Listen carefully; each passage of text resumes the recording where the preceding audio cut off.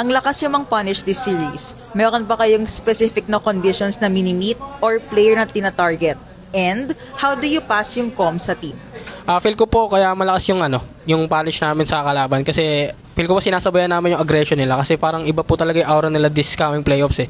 Compared sa regular season na parang naaurahan pa sila. So ngayon na parang napapansin namin na hindi na sila naaurahan. So parang mas sinasabayan namin yung pagiging aggressive nila and yun mas feel ko mas nalalamangan lang namin sila sa sa mechanics and sa macro as a team.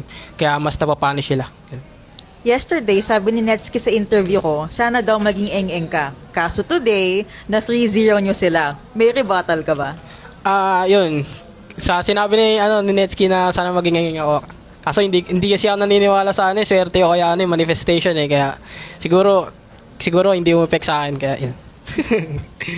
First time mo sa MPLPH, first time mo mag-playoffs, at meron ka pang chance na umabot sa Paris. How does this feel as a rookie? Yun. As a rookie player sa rookie season ko, sobrang saya po kasi nakaabot agad ng playoffs and isang match win na lang Paris na agad yun. Sobrang unexpected po and sobrang thankful and yun, sobrang nakaka-proud sa sarili.